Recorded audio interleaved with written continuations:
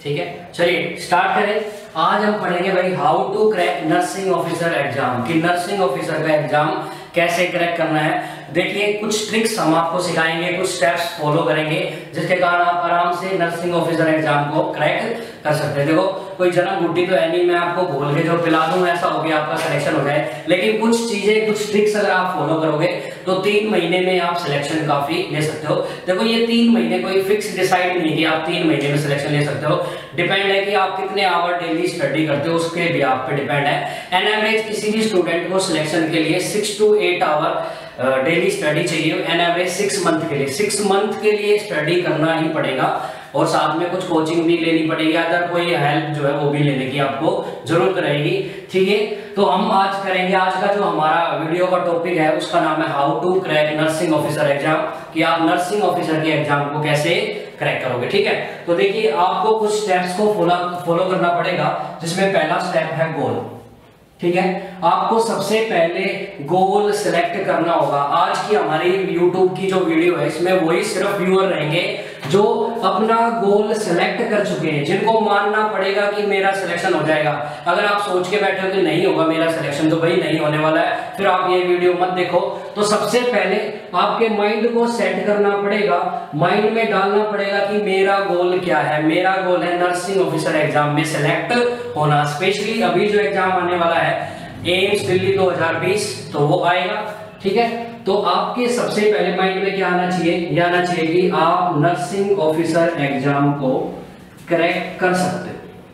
क्या कर सकते हो भाई, क्रैक कर सकते हो। सबसे फर्स्ट आपका जो गोल है वो यही होने वाला है कि आप किसी भी नर्सिंग ऑफिसर एग्जाम को या कोई भी गवर्नमेंट एग्जाम को क्रैक कर सकते हो। अगर आपके माइंड में यही है कि नहीं सर मुझसे नहीं हो पाएगा, तो नहीं हो पाएगा, छोड़ दो, फिर नहीं होने वाला। अगर आपको रखना है तो भाई सबसे पहले आपके माइंड में गोल को सेट करना होगा, और आज आपका गोल आपके माइंड में होगा, क्या होगा कि आप नर्सिंग ऑफिसर एग्जाम में सिलेक्ट हो जाओगे। ठीक है, अब सेलेक्ट हो जाने से कहने से सिलेक्शन होने वाला नहीं है, उसके लिए कुछ चीजों को, कुछ स्टेप्स को आपको फॉलो करना पड़ेगा। डेली पढ़ना पड़ेगा, रूटीनली पढ़ना पड़ेगा, अपना 100% टॉपिक में देना पड़ेगा, बिल्कुल ध्यान से एक एक टॉपिक को ध्यान से पढ़ते हुए डेली स्टडी करनी होगी। ठीक है, तभी आप सिलेक्शन ले सकते हो। तो क्या क्या करना होगा, सबसे पहले तो अपने माइंड में बिल्कुल फिक्स करना होगा। फर्स्ट स्टेप जो होगा किसी भी सिलेक्शन के लिए, किसी भी टारगेट के लिए आपका क्या होना चाहिए कि वो काम आप इजीली कर सकते हो। आप वो काम कर सकते हो, मतलब आप नर्सिंग ऑफिसर एग्जाम या एम्स दिल्ली जो अभी आने वाला है, एम्स दिल्ली 2020 जो है वो क्रैक कर सकते हो। अगर आपके माइंड में ये है कि यस सर मैं कर सकता हूं, तभी आपको फिर सेकंड स्टेप को फॉलो करना पड़ेगा। और सेकंड स्टेप है भाई मटेरियल। मटेरियल बहुत जरूरी है भाई, चाय बनाने के लिए मटेरियल चाहिए। अब भाभी जी ने बोल दिया, भाभी जी को बोल दो चाय बना दो भाभी जी, तो उसके लिए चाय चीनी पत्ती भी तो चाहिए। तो वो सारी चीजें जो चीजें आपको चाहिए वही है मटेरियल। तो आपको क्या चाहिएगा, मटेरियल चाहिए, रॉ मटेरियल। ठीक है, किसी भी चीज को बनाने के लिए कुछ हमें रॉ मटेरियल की रिक्वायरमेंट रहती है। वही रॉ मटेरियल क्या है, हमारा मटेरियल क्या क्या चीजें पढ़नी चाहिए, कितने घंटे पढ़नी चाहिए, क्या क्या स्टेप्स है, वो सारी चीजें हम डिटेल में इसमें पढ़ेंगे। ठीक है, तो सेकंड जो पॉइंट है कि क्या क्या मटेरियल हमें लेना चाहिए, क्या पढ़े, गाइड पढ़े, क्वेश्चंस पढ़े, कैसे नहीं पढ़े, उन सारे चीजों को हम इसी वीडियो में डिटेल में पढ़ने वाले हैं। तो देखिए सेकंड जो हमारा स्टेप है वो है मटेरियल। सेकंड जो स्टेप है वो है मटेरियल। तो देखो क्या क्या चीजों की आपको रिक्वायरमेंट रहने वाली है।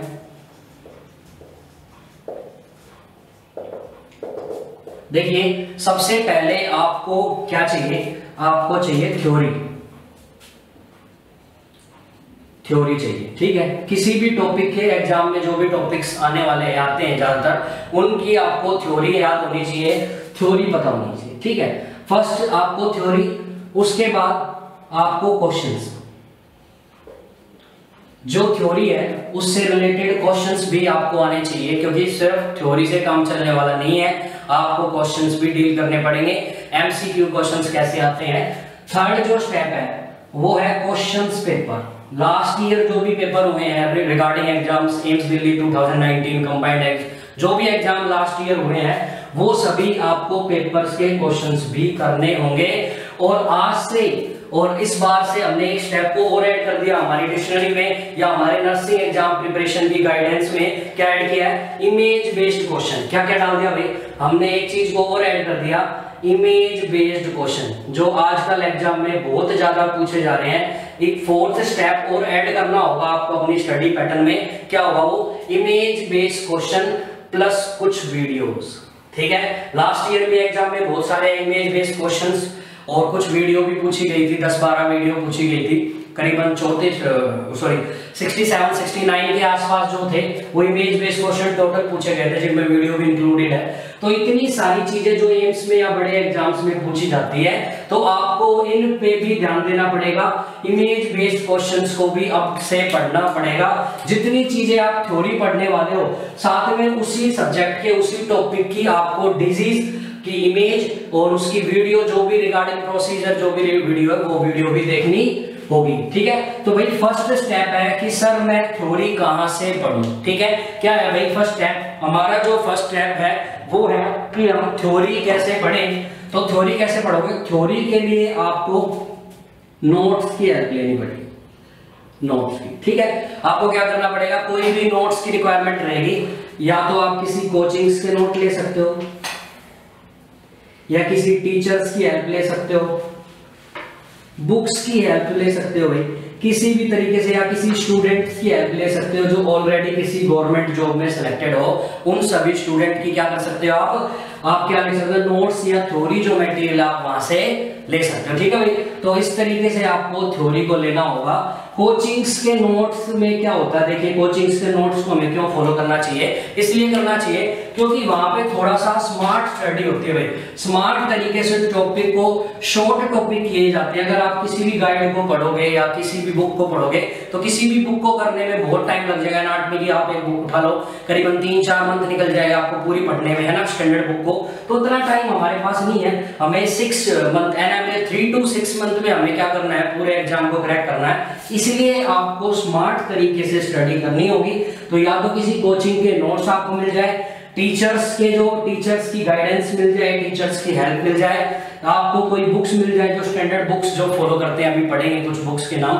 ठीक है, उसके अलावा कुछ स्टूडेंट जो ऑलरेडी सिलेक्टेड है गवर्नमेंट एग्जाम में, उनके पास भी थ्योरी का अच्छा खासा मटेरियल है, उनसे आप गाइडेंस भी ले सकते हो और थ्योरी का मटेरियल भी ले सकते हो। इस टाइप से आप थ्योरी की चीजें लेके अपने सब्जेक्ट्स को रेडी कर सकते हो। लेकिन पहली बात, थ्योरी से काम चलने वाला नहीं है। थ्योरी के साथ साथ आपको उस टॉपिक के क्वेश्चंस भी करने होंगे। आप कितनी भी प्रैक्टिस करो, लेकिन मैदान में जाके आप दूसरे प्लेयर तक जब तक सामना नहीं करोगे, जब तक बात बनने वाली नहीं है।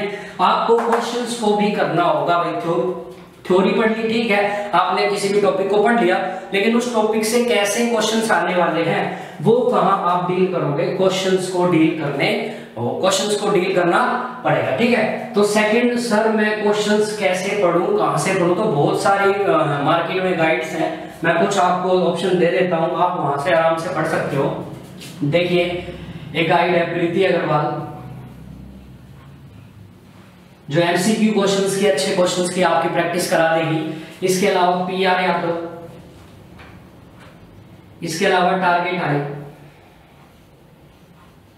इसके अलावा कुछ एनक्लेक्स की बुक भी है, जो एनक्लेक्स गवर्नमेंट एग्जाम के लिए सॉल्डर्स राइटर्स है, उनका 5th एडिशन कर सकते हो। काफी अच्छी तरीके से चीजें उसमें दे रखी है। ठीक है, उसके अलावा अगर आप और भी स्टडी करना चाहते हो और अच्छे लेवल पे एग्जाम को प्रिपेयर करना चाहते हो, जब आप ये सारी चीजें पढ़ चुके हो, उसके बाद फिर आपको पढ़ना पड़ेगा मौजवी। ये भी एनक्लेक्स की बुक है, मौजवी नाम से आती है। ठीक है, आपने सुना भी होगा, जिसने नहीं सुना वो सुन लो। ये मौजवी नाम की बुक्स है। ये चीजें आपको क्वेश्चंस की हेल्प, क्वेश्चंस को करने में बहुत अच्छी हेल्प देने वाली है। ये भाई सेकंड स्टेप्स, आपको क्वेश्चंस करने पड़ेंगे। ठीक है, और क्वेश्चंस कहां से? आप इन गाइड्स की हेल्प से कर सकते हो। स्पेशली मेरे हिसाब से जो सबसे अच्छी गाइड है, जो मेरे को लगा, वो है पीआर यादव। बेसिकली ये सभी जो गाइड्स हैं, तीनों जो मैंने लिखी है, ये बेसिक क्वेश्चंस को डील करने में आएगी आपके काम में। मतलब जो नॉर्मल 30-40% रेस्ट होता है, एक एग्जाम में आता है, सिंपल क्वेश्चन होते हैं, normal pH of the blood, ठीक है, नॉर्मल जो क्वेश्चंस आते हैं, कितनी बोन होती है, कितनी हड्डियां होती है, ऐसे करके आ जाते हैं। उन क्वेश्चंस को आप करने के लिए सिंपल जो गाइड्स हैं, वो क्वेश्चंस आप आराम से 30-40% क्वेश्चंस एग्जाम में देखने को मिलते हैं। इजी क्वेश्चंस होते हैं। ठीक है, इन क्वेश्चंस को करने में आप तीनों में से कोई भी गाइड की हेल्प ले सकते हैं जो भी आपके पास है, लेकिन स्पेशली पीआर यादव आप फॉलो कर सकते हो, ये ज्यादा सही रहेगी। सर पीआर यादव क्यों सही रहेगी भाई? इसलिए सही रहने वाली है क्योंकि पीआर यादव में टॉपिक्स टू टॉपिक क्या है उनके क्वेश्चंस होते हैं, तो आराम से आप जिस भी क्वेश्चंस की थ्योरी पढ़ोगे आप उसी के क्वेश्चंस को यहाँ पे डील कर सकते हो, इसलिए अच्छी है। एनक्लेक्स फिर जैसे फर्स्ट प्रायोरिटी के जो क्वेश्चंस आते हैं बड़े लेवल के, एम्स लेवल के, आजकल एम्स का जो बर्डन है एनक्लेक्स के लिए थोड़ा कम हो गया, वो आजकल एनक्लेक्स के क्वेश्चन नहीं देते, लेकिन 2018-19 में काफी अच्छा रेशो रहा है एनक्लेक्स के क्वेश्चन का, आजकल थोड़ा कम रहा है, लेकिन फिर भी आपको छोड़ना नहीं है क्योंकि एम्स का कोई पैटर्न नहीं है, वो किसी भी पैटर्न पे देगा, तो भैया आपको एनक्लेक्स के क्वेश्चन भी करने होंगे, ठीक है भाई। उसके अलावा जब आप एनक्लेक्स के क्वेश्चंस कर लोगे, 5th एडिशन बहुत अच्छा है इसका, तो उसके बाद आप मोसबी के क्वेश्चन भी कर सकते हो, ठीक है। आपको पढ़ना पड़ेगा ये सारा मटेरियल, आपको क्वेश्चंस के लिए आप ये सारा मटेरियल को फॉलो कर सकते हो, ठीक है।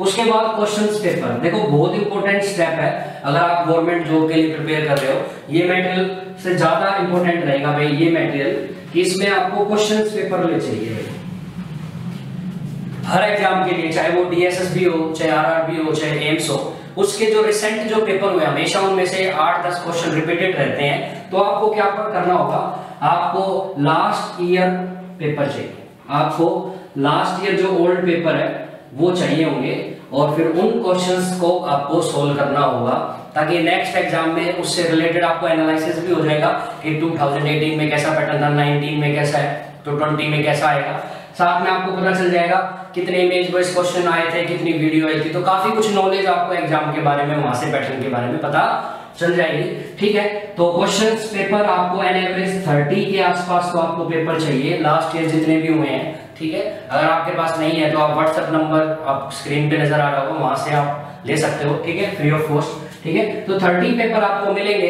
ये 30 पेपर्स को आपको पर डे या 2 इन ए वीक ऐसे आपको करने होंगे, या 2 इन a week, 3 in a week ऐसे करने होंगे, ठीक है। तो इस तरीके से आप धीरे धीरे हर पेपर को सोल्व कर लोगे। क्वेश्चंस को कैसे सोल्व करना उसकी ट्रिक हम आगे वीडियो में बताएंगे, ठीक है। तो लास्ट ईयर के क्वेश्चंस पेपर भी बहुत जरूरी रहेंगे, तो एक तो थ्योरी चाहिए आपको क्वेश्चंस किसी भी एग्जाम को क्लियर करने के लिए, सेकंड आपको क्वेश्चंस चाहिए एमसीक्यू क्वेश्चन सिंपल टाइप के जो आपको मिल जाएंगे, साथ में आपको क्वेश्चंस भी पेपर चाहिए जो आपको लास्ट ईयर में जो भी पैटर्न आया है वो पैटर्न पता चल जाएगा, इजी पेपर है, मुश्किल है, कैसा है, कितने इमेज क्वेश्चंस आए हैं, कितनी वीडियोस आई हैं, वो सारी चीजें आपको यहाँ से काफी कुछ एनालिसिस मिल जाएगा, काफी कुछ चीजें मिल जाएंगी। एंड लास्ट स्टेप जो हमें ध्यान रखना है आपकी बार वीडियोस में, वो आपकी बार के एग्जाम्स में, ठीक है, इमेज बेस्ड क्वेश्चंस और वीडियो भी पूछी जाती है। क्या क्या पूछा जाता है भाई? इमेज बेस्ड क्वेश्चन और वीडियो पूछी जाती है, तो आपको अब की बार इन पे भी फॉलो करना पड़ेगा, इनको भी करना होगा। इसके लिए वैसे तो सभी सब्जेक्ट से आती है, लेकिन फंडामेंटल ऑफ नर्सिंग के सबसे ज्यादा प्रोसीजर वगैरह पूछे जाते हैं, जो मेन जितने भी प्रोसीजर है, लंबर पंचर है, डीसीजी है, और एनिमा है, ट्रैकेस्टोमी ट्यूब है, एंडोट्रैकेल ट्यूब है, और जितने भी प्रोसीजर्स हैं वो सारे आपको करने होंगे, उनकी रिलेटेड इमेज और वीडियो आपको देखनी होगी, जो आपके इन एग्जाम में क्वेश्चन आएंगे वो आराम से क्लियर हो जाएंगे। तो भाई किसी भी एग्जाम को क्लियर करने के लिए आपको इन 4 चीजें चाहिए, आपको ये 4 मटेरियल चाहिए। पहला, आपको बहुत अच्छा थ्योरी मटेरियल चाहिए जिससे आप आराम से एग्जाम में थ्योरी का नॉलेज आपका एनहेंस हो जाएगा। उसके बाद क्वेश्चंस चाहिए, सिर्फ थ्योरी से काम नहीं चलने वाला, क्वेश्चंस पढ़ने पड़ेंगे। उसके बाद क्वेश्चंस पेपर जो लास्ट ईयर का पैटर्न आपको बताएंगे कैसे पेपर आते हैं, आजकल आंसर की अवेलेबल हो जाती है तो वहां से पढ़ सकते हो। और लास्ट और फोर्थ स्टेप जो आपको अपनी गाइड में अपने ब्रेन में ऐड करना है, image based question and videos भी आपको करनी होगी। जितने प्रोसीजर्स हैं, जितनी इमेज है, जितने डिजीज उनसे रिलेटेड इमेज, प्रोसीजर से रिलेटेड इमेज आपको देखनी है, उनके जो अगर आपको वीडियो अवेलेबल होती है तो वीडियो भी देख सकते हैं। हम भी कुछ कोशिश करेंगे, कुछ इमेज बेस्ड क्वेश्चंस जो लास्ट ईयर दिल्ली एम्स में आए हैं उनकी हम इमेज बेस्ड वीडियो बना के डालेंगे जल्दी, ठीक है। फिलहाल आपको मटेरियल के लिए इन 4 चीजों को फॉलो करना पड़ेगा। अब बात सिर्फ मटेरियल की रही, तो थर्ड जो स्टेप है इससे काम चलने वाला नहीं है मटेरियल से, आपको थर्ड स्टेप पे जाना पड़ेगा। इसको फॉलो कैसे करना है, इस मटेरियल को कैसे यूज अप करना है, जो हमारा थर्ड स्टेप रहेगा। फॉलो कैसे करना है, थर्ड स्टेप क्या है? फॉलो। अब जो जो मटेरियल आपने लिया है, अब चाय के लिए आपने चीनी, पत्ती, दूध ले लिया। अब क्या करना है, पहले पानी डालें या पहले दूध डालें, पत्ती डालें, ये जो एक कॉम्बिनेशन है, इस कॉम्बिनेशन का आपको ध्यान रखना होगा। स्टेप टू स्टेप पढ़ना होगा, डेली पढ़ना होगा, आवरली पढ़ना होगा, ये चीजें आपको ध्यान रखनी होगी। तो फर्स्ट आपको कैसे स्टडी करनी है, वो सभी के क्वेश्चंस के जवाब आपको इस वीडियो में, इस टॉपिक में आज देखने को मिल जाएंगे। पहला जो है कि स्टडी कैसे करनी है, डेली स्टडी आपको कैसे करनी है, तो मैं डेली का पैटर्न आपके सामने डिस्कस करने वाला हूं। डेली आपको स्टडी कैसे करनी है, तो डेली मान के चलो एन एवरेज एक स्टूडेंट को 4 to 5 आवर पढ़ना ही चाहिए, कम से कम इतना पढ़ना चाहिए। अगर आप टाइम कम करोगे तो आवर बढ़ाने पड़ेंगे, अगर आप टाइम बढ़ाओगे तो आवर कम करने पड़ेंगे। An average 4 to 5 hour 6 month के लिए पढ़ना पड़ेगा। अगर बोलो सर मेरे को तो 3 महीने में करने हैं, तो ये घंटे भाई 7 से 8 घंटे आपको डेली स्टडी करनी होगी। तो भाई अकॉर्डिंग टू टाइम और आवर के हिसाब से सिस्टम है, तो स्टडी कितना करना होगा अकॉर्डिंग टू टाइम। बाकी कोई फिक्स टाइम नहीं है, कभी स्टूडेंट 1 घंटा भी पढ़ के सिलेक्शन दे जाते हैं, कोई 8-8 घंटे पढ़ते हैं लेकिन सिलेक्शन नहीं होता। डिपेंड करता है आपकी कैचिंग पावर पे, आप कितना कैच करते हो, ठीक है। लेकिन फिर भी आपको एन एवरेज 4 to 5 आवर तो पढ़ना ही पड़ेगा अगर आप 70,000 के लायक हो, 70,000 पेमेंट जो है वो चाहते हो। थोड़ा सा हार्ड वर्क करना पड़ेगा, लेकिन एक फिक्स टाइम है, 6 to 7 मंथ है, 1 ईयर मान लो एन एवरेज, 1 से 1.5 साल, 2 साल, हर मान के 2 साल में आप किसी भी गवर्नमेंट एग्जाम को पा सकते हो और उसके बाद भाई आपकी 70,000 सैलरी हो जाएगी। जो आप बाहर प्राइवेट हॉस्पिटल में थोड़ी बहुत सैलरी लेते हो, यहाँ पे गवर्नमेंट में आपको अच्छी खासी सैलरी बनेगी, आपका जो फ्यूचर है वो सिक्योर हो जाएगा, ठीक है। तो थोड़ा सा हार्ड वर्क करना पड़ेगा। और अगर आप आज नहीं करोगे तो आज से 6 महीने बाद एग्जाम क्लियर होंगे, फिर दोबारा एग्जाम निकलेंगे, बाद में दोबारा एग्जाम आएंगे, फिर वहां से आपको दोबारा स्टडी करनी पड़ेगी। अगर आपने आज स्टडी नहीं की तो एक बार तो स्टडी करनी पड़ेगी। तो एक बार माइंड में बिठा लो कि मेरे को पढ़ना है, और पढ़ना है तो आपको an average 6 month to 8 month, वो कैपेसिटी के अकॉर्डिंग होता है, 6 से 8 महीने एन एवरेज किसी स्टैंडर्ड स्टूडेंट को पढ़ने के लिए चाहिए, ठीक है। तो आपको ये 6 से 8 जो मंथ है वो कैसे पढ़ने होंगे, कैसे आवर्स में इनको डिपेंड डालोगे। देखिए स्टडी जो है डेली करनी होगी, इसमें आपको 2 चीजों को फॉलो करना होगा, एक तो थ्योरी को, एक क्वेश्चंस, ठीक है। डेली आपको दोनों ही चीजों को पढ़ना होगा, थ्योरी भी क्वेश्चन भी। बच्चे थ्योरी पढ़ते जाते हैं और क्वेश्चन नहीं पढ़ते, क्वेश्चन फिर बाद में पढ़ते हैं, तो बाद में आप चीजें भूल जाते हो और आपका कॉन्फिडेंस लेवल कम हो जाता है। इसलिए आपको डेली अपनी स्टडी में थ्योरी भी पढ़नी होगी और क्वेश्चंस भी पढ़ने होंगे, थ्योरी भी पढ़नी होगी और क्वेश्चंस भी पढ़ने होंगे। देखिए तो थ्योरी कैसे पढ़ने होंगे, मान के चलो मैं एवरेज मान के चलता हूं, कोई स्टूडेंट 5 आवर पर डे पढ़ता है, कितने घंटे पढ़ता है भाई, 5 घंटे डेली एक स्टूडेंट पढ़ता है। एन एवरेज उसको 2.5 आवर क्या पढ़ना होगा थ्योरी, एंड 2.5 आवर आपको क्या पढ़ना होगा, क्वेश्चंस को डील करना होगा। दोनों चीजों को बराबर बराबर पढ़ना पड़ेगा, ठीक है। ये थ्योरी है, ये क्वेश्चंस है। सब्जेक्ट वाइज कैसे पढ़ना है, तो आपके पास सब्जेक्ट की बहुत बड़ी लिस्ट होती है, ठीक है। कुछ तो सब्जेक्ट नर्सिंग के होते हैं और कुछ नॉन नर्सिंग होते हैं, ठीक है। जो नर्सिंग के सब्जेक्ट्स है वो भी बहुत सारे होते हैं, एनाटॉमी, एमएसएन, फंडा, बड़े बड़े जो सब्जेक्ट्स हैं वो भी पढ़ने होंगे। और आजकल जो माइक्रो सब्जेक्ट है, नर्सिंग रिसर्च है, माइक्रोबायोलॉजी है, सोशियोलॉजी है, कम्युनिटी है, इनसे भी बहुत सारे क्वेश्चन एग्जाम में देखे जाते हैं। तो पहले हम अगर इनको स्किप करते हैं तो भी सिलेक्शन के चांस ज्यादा, लेकिन आजकल आप इनको स्किप नहीं कर सकते, पहले आपको ये सब्जेक्ट पढ़ने पड़ेंगे। लाइक भाई जैसे नर्सिंग रिसर्च है, आजकल बहुत क्वेश्चन आते हैं नर्सिंग रिसर्च से, लास्ट ईयर जो भी एग्जाम हुआ था उनमें भी आए थे, रायपुर एम्स में, अदर में भी, ठीक है। दूसरा नर्सिंग मैनेजमेंट, हमेशा कुछ क्वेश्चन देखने को मिलते हैं, माइक्रोबायोलॉजी, सोशियोलॉजी, कम्युनिटी। पहले इनसे क्वेश्चंस के जो थे वो बहुत कम आते थे, लेकिन आजकल एग्जाम में बहुत ज्यादा क्वेश्चन आते हैं, तो आपको इनको भी पढ़ना पड़ेगा। फंडामेंटल एनाटॉमी वो तो आप पढ़ते हो, साथ में अब आपको इनको भी पढ़ना पड़ेगा। नॉन नर्सिंग सब्जेक्ट में भाई ज्यादातर एग्जाम में, मैक्सिमम एग्जाम का रेशियो जो है मैथ, रीजनिंग और जीके, 3 सब्जेक्ट को प्रायोरिटी देता है। Math, reasoning, GK. Math, reasoning, GK का ऐसा है, मैथ तो जो स्टूडेंट जिसको आता है वो आराम से इजीली कर सकता है, जिसको नहीं आता वो नहीं कर पाएगा। तो कुछ इसके 5 से 6 ऐसे टॉपिक है जो इजी टॉपिक है, आप आराम से उनको 10 दिन में रिव्यू कर सकते हो, उनके बेसिक जो क्वेश्चन है वो कर सकते हो। तो एन एवरेज जब भी आप स्टडी के 5 डेज में आराम से करते हो, पेपर के 5-10 दिन पहले आप इनकी प्रैक्टिस कर सकते हो आराम से, रीजनिंग इजीली हो जाती है, रीजनिंग में ज्यादा दिक्कत नहीं है, ठीक है। तो रीजनिंग भी आप आराम से यहाँ से कर सकते हो। तीसरा जो जीके है, जीके तो आप सभी को पता है, आती है तो माशाल्लाह, नहीं आती तो भाई, तो इसलिए आपको इन पे थोड़ा सा कम फोकस करना है, इन पे ज्यादा करना है। सर ऐसा क्यों कह रहे हो इन पे ज्यादा करना है? क्योंकि भाई दिल्ली एम्स जो है वो 200 क्वेश्चंस का 200 जो है क्वेश्चंस होते हैं उसमें, जिसमें से 180 क्वेश्चन क्या होते हैं, नर्सिंग के होते हैं, और 20 क्वेश्चन जो होते हैं नॉन नर्सिंग होते हैं। इसीलिए मैंने आपको ये बताया कि आपको नर्सिंग के सब्जेक्ट्स पे ज्यादा फोकस करना पड़ेगा, अदर पे कम करना पड़ेगा। लेकिन नर्सिंग में थोड़ा सा चेंज करना पड़ेगा। पहले जो आप basic fundamental MSN psychiatry PD ओबीजी पढ़ते तो वे तो पढ़ने हैं ही, साथ में आपको ये छोटे जो सब्जेक्ट्स हैं आजकल एग्जाम में इनके काफी क्वेश्चंस आते हैं, तो ये भी अब आपको करने होंगे, साथ में इमेज बेस भी करने होंगे, ठीक है। तो इस तरीके से आपको इन क्वेश्चंस को पढ़ना पड़ेगा। सब्जेक्ट की मैं बात करूंगी, सर सब्जेक्ट को कैसे पढ़ें, तो देखिए सब्जेक्ट आप डेली सारे सब्जेक्ट नहीं कर सकते, एक सब्जेक्ट नहीं कर, एन एवरेज आपको 2 सब्जेक्ट पर डे पढ़ने होंगे। कितने सब्जेक्ट भाई? डेली आपका जो स्टडी पैटर्न है, जो आप थ्योरी के 2.5 आवर दे रहे हो, उसमें आपको 2 सब्जेक्ट्स को पढ़ना होगा। पहला सब्जेक्ट जो आपका इजी है, जो आपको इजीली आता है, दूसरा सब्जेक्ट जो हार्ड है, जो आपको हार्ड लगता है, ठीक है। पहला सब्जेक्ट आपका इजी, दूसरा सब्जेक्ट आपको हार्ड। जब भी आप स्टडी करने के लिए बैठो तो सबसे पहले आपको हार्ड सब्जेक्ट पढ़ना है, ठीक है। हार्ड सब्जेक्ट से जब बोर होगे फिर आपको इजी सब्जेक्ट पढ़ना होगा। जितने आवर आप थ्योरी को दोगे उतने ही आप क्वेश्चंस को दोगे, और वीक में आप 1 रख लो या वीक में आप 2 रख लो, 2 या 1 क्वेश्चन पेपर आपको पढ़ना होगा। मार्केट में जो गाइड्स हैं उनमें आराम से आपको क्वेश्चन मिल जाएंगे, उनकी आप आराम से प्रैक्टिस कर सकते हो। तो इस तरीके से आपको स्टडी डेली करनी होगी। देखो थ्योरी मैंने बता दी कि थ्योरी को कैसे डील करना है, क्वेश्चंस की डील करते हैं कि क्वेश्चंस को कैसे करना है भाई डेली।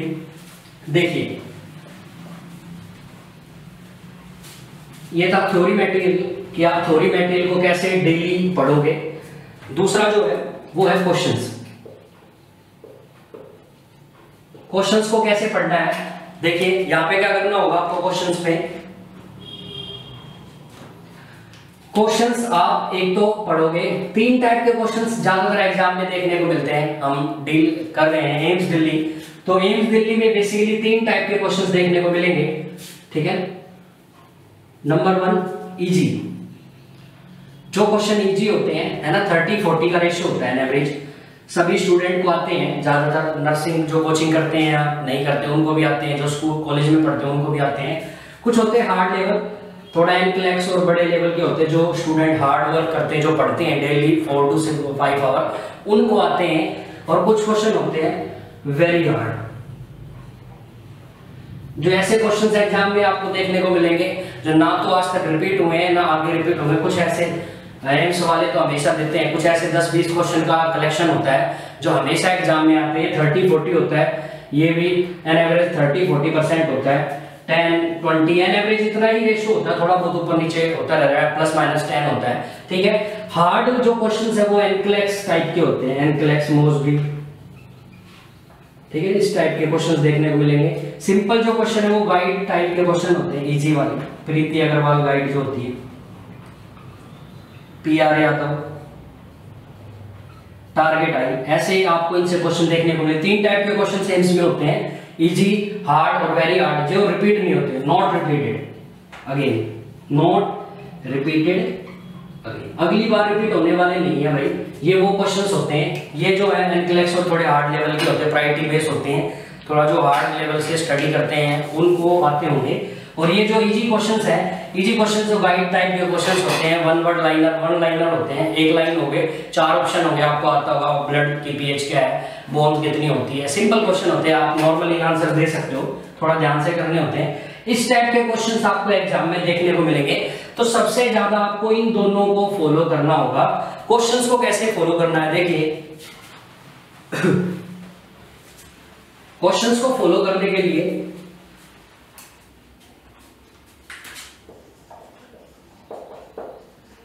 आपको डेली 100 to 200 क्वेश्चन करने होंगे सब्जेक्ट रिलेटेड। जिस सब्जेक्ट को आप पढ़ रहे हो, जो थ्योरी आप पढ़ रहे हो, उससे रिलेटेड आपको 100 to 200 क्वेश्चन करने होंगे, जो गाइड के हो सकते हैं, जो कहां से हो सकते हैं, किसी भी गाइड से हो सकते हैं, एनक्लेक्स के हो सकते हैं, मोसबी के हो सकते हैं। क्वेश्चंस पेपर जो लास्ट ईयर एग्जाम में आए वहां से भी आप प्रैक्टिस कर सकते हो, ठीक है। तो आप कहीं से भी कर सकते हैं। An average 100 to 200 question daily, an average कम से कम इतने तो करने होंगे, ज्यादा आप कितने भी कर सकते हो, इतने क्वेश्चंस करने होंगे आपको, ठीक है। वो भी थ्योरी से रिलेटेड, जो आपने थ्योरी पढ़ी है, जिस टॉपिक को पढ़ा है आपने, उस टॉपिक के रिलेटेड क्वेश्चंस गाइड में, एनक्लेक्स में अवेलेबल है, मोसबी में है, या क्वेश्चन पेपर में जो अवेलेबल है, आप अवेलेबल के हिसाब से कर सकते हो। जैसे क्वेश्चंस को कैसे पढ़ना होता है, जैसे मान लो पेपर में क्वेश्चन आया normal pH of the blood, मैंने बहुत सिंपल क्वेश्चन लिया है, normal pH of the blood, guide में कोई क्वेश्चन दिया हुआ है और आपके पास ऑप्शन है, ये question A B C D,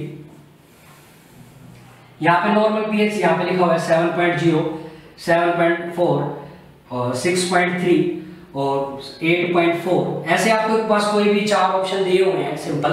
तो normal pH of the blood, अब आपने जब क्वेश्चन सोल्व किया तो आपने लगाया है ए को करेक्ट, आपने क्या माना है, ए को करेक्ट। तो गाइड में या क्वेश्चन जब भी सोल्व करते हो वहां पे आपको ऐसे करेक्ट नहीं लगाना, ठीक है।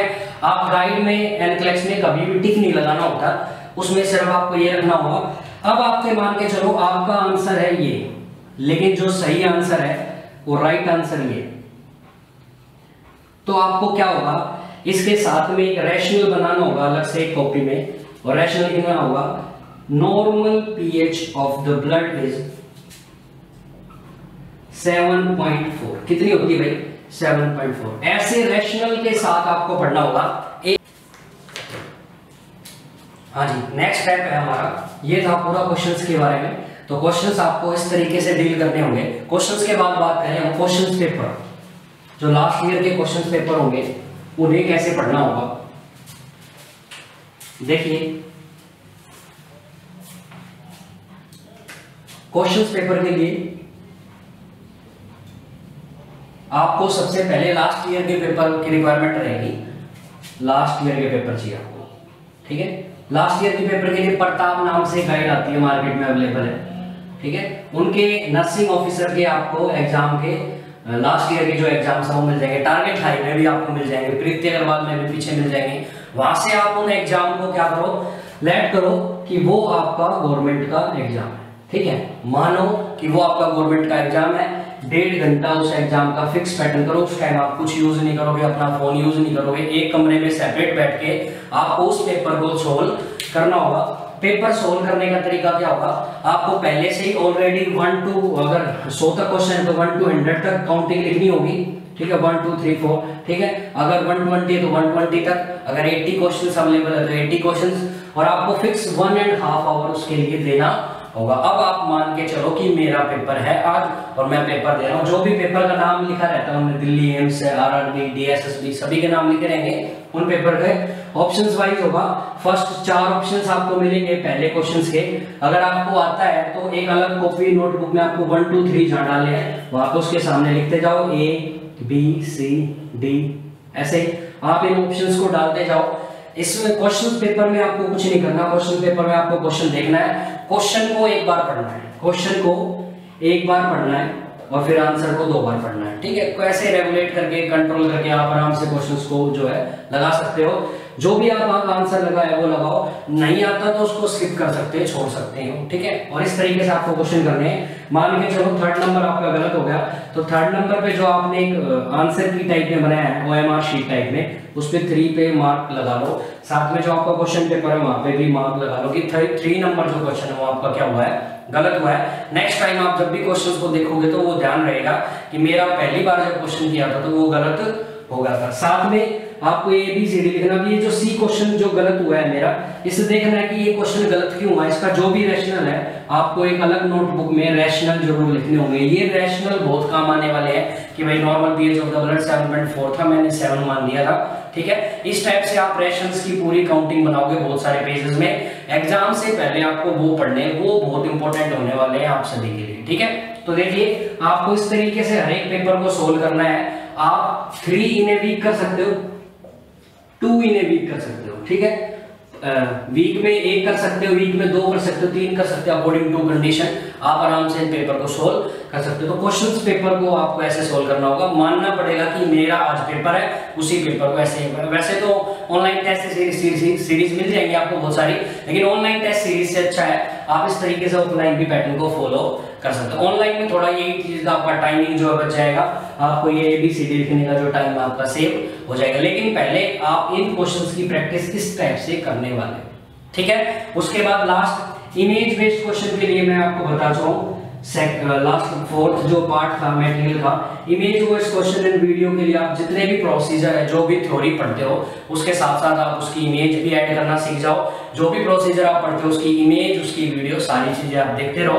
नेट पे बहुत सारी, यूट्यूब पे बहुत सारी वीडियोस मिल जाएगी। हम भी कुछ वीडियो डालने वाले हैं जो इमेज बेस्ड क्वेश्चन से रिलेटेड होने वाली है, ठीक है। तो इस टाइप से आप अपने मटेरियल को फॉलो अप करोगे। डेली पढ़ना है, regularly continue time to time पढ़ना है। सर कैसे पढ़ूं? सुबह पढ़ूं, शाम को पढ़ूं? सुबह पढ़ना ज्यादा अच्छा होता है शाम के मुकाबले, लेकिन कोई फिक्स टाइम नहीं है। जब भी आपको लगता है कि मैं फ्री हूं और मैं आराम से पढ़ सकता हूं, उस टाइम पढ़ सकते हो। सर कैसे पढ़ूं? बैठ के पढ़ूं, खड़ा होकर पढ़ूं, लेट के पढ़ूं? जैसा आपका मन करे वैसा आप पढ़ सकते हो, कोई इसके लिए रेस्ट्रिक्शन नहीं है। लेकिन जब आप फर्स्ट टाइम स्टडी करते हो उस टाइम बोला जाता है कि आपको बैठ के पढ़ना चाहिए, ठीक है। रीढ़ की हड्डी से रिलेटेड बताया, साइंटिफिक लॉजिक है कुछ, कि आपको बैठ के पढ़ने से ज्यादा मेमोरी गेन होता है। बाकी आप सेकेंड टाइम थर्ड टाइम आप कैसे भी इसको पढ़ सकते हो। तो आपको ये बातों का ध्यान रखना पड़ेगा पेपर सोल्व करते टाइम। डेली आपके माइंड में होना चाहिए कि मैं एग्जाम को क्रैक कर सकता हूं। आपका जो भी रूम है उसमें आपका गोल टारगेटेड लिखा होना चाहिए। एक बनाओ, एक गोल लिखो, दिल्ली एम्स 2020, और उसको चिपकाओ। जब आप उठोगे तब भी आपको वो देखना है, जब आप सोओगे तब भी आपको देखना है। आपके माइंड में हमेशा होना चाहिए लूडो, गेमिंग, पबजी, ये सारे, टिकटॉक तो बंद हो ही गया, तो ये सारी आपको नहीं देखना है, बिल्कुल नहीं। सिर्फ आपको क्या करना है, पढ़ाई पे ध्यान देना। अगर आप टारगेटली पढ़ते रहोगे तो 6 to 8 मिनट में आपका जो भी एग्जाम में सिलेक्शन हो जाएगा। अगर नहीं भी हुआ तो 1 नंबर या 2 नंबर से रहोगे, नेक्स्ट जो भी एग्जाम होगा उसमें क्रैक हो जाएगा, ठीक है। तो आपको बहुत ध्यान से हर एक चीज का ध्यान रखना है, खाने पीने का ध्यान रखना है, ठीक है। रूटीनली खाना पीना है, न्यूट्रिशियस डाइट लेनी है, हैंड वॉश करते रहना है क्योंकि कोरोना फैल रहा है, हैंड वॉश करते रहो आराम से, ठीक है। जो भी चीज आप एनवायरमेंट में जहां भी जाते हो तो मान के चला करो कि ये जो भी मेरे पास मार्कर है ये भी क्या है, इन पे भी क्या हो सकता है, कोरोना। तो स्ट्राइल करो, इनको सैनिटाइज करो, ठीक है। आप कहीं भी बाहर जाते हो मास्क अपने चेहरे पे हमेशा होना चाहिए, ठीक है, क्योंकि हम तो सेपरेट वीडियो शूट कर रहे तो हमें रिक्वायरमेंट नहीं है, लेकिन आपको ध्यान रखना है आपको मास्क की रिक्वायरमेंट रहेगी। मास्क लगा के घूमो, आराम से कंटिन्यू पढ़ाई करो। लॉकडाउन बहुत अच्छा टाइम है, ठीक है। अभी कोचिंग कॉलेज सब बंद है, आप आराम से अपने घर पे पढ़ सकते हो। यूट्यूब पे भी आपको बहुत सारी वीडियो सब्जेक्ट रिलेटेड मिल जाती है, तो वहां से भी बहुत ज्यादा हेल्प होने वाली। कुल मिला के आपका फायदा होने वाला अच्छा खासा। कंटिन्यू पढ़ते रहना। सोचोगे कि सर लॉकडाउन में नहीं पढ़ूं, नहीं भाई, लॉकडाउन में जो बच्चे पढ़ रहे हैं फिर वो आपसे आगे निकल जाएंगे। जिस दिन एग्जाम होगा आप भी वहां बैठोगे, वो भी वहां बैठेंगे, क्योंकि वो लॉकडाउन में पढ़ते रहे तो वो फिर आपसे आगे निकल जाएंगे। इसीलिए आपको इस टाइम को भी यूटिलाइज करना है, पढ़ना होगा, डेली पढ़ना होगा।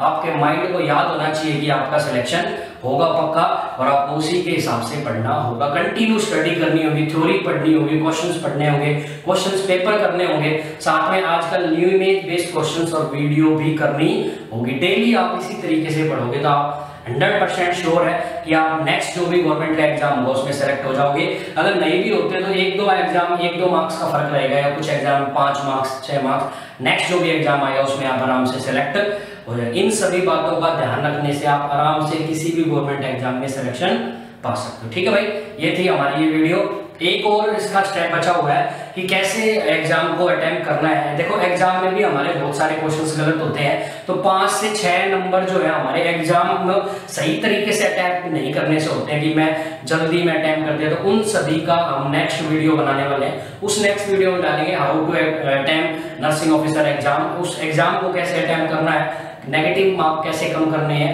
किस टाइप से टाइम का मैनेज करना है, सभी चीजें हम नेक्स्ट वीडियो में देखने वाले हैं। जब तक थैंक यू वेरी मच।